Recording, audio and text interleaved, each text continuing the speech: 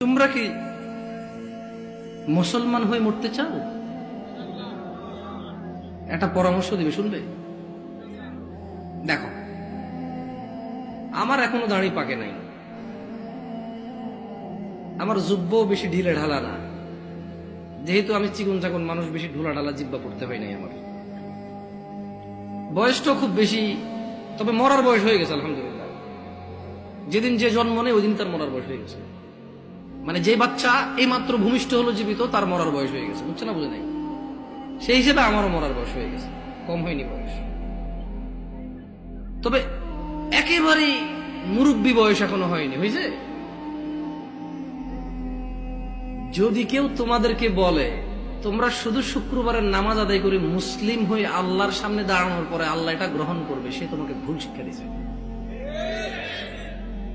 আমি মানুষ, বয়সে কম হতে পারি, শারীরিক ভাবে অত উঁচা লম্বা নই আমি। আল্লাহ আমাকে যেরকম করেছে অনেক সুন্দর করেছেন আলহামদুলিল্লাহ। আমি আমার কদ কাঠি নিয়ে সন্তুষ্ট আছি আলহামদুলিল্লাহ।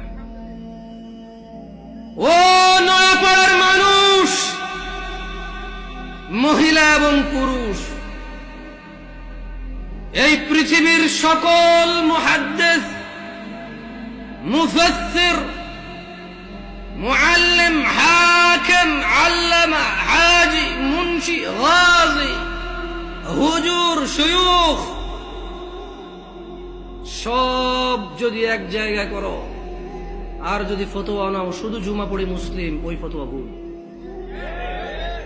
আমি ফতোয়া দেই না এটা ঠিক, তবে ওই ফতোয়া ভুল, এটা আমি ক্লেম করতেছি, এটা আমি নিজস্ব দায়ভার নিয়ে বলতেছি। কারণ রাসূলুল্লাহ সাল্লাল্লাহু আলাইহি ওয়াসাল্লাম বলেছে,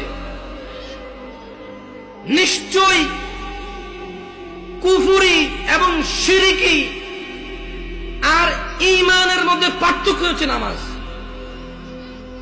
যে নামাজ আদায় করে সে মুমিন, যে নামাজ আদায় করে না সে শিরক করলো, কুফরি করলো, সে জুলুম করলো।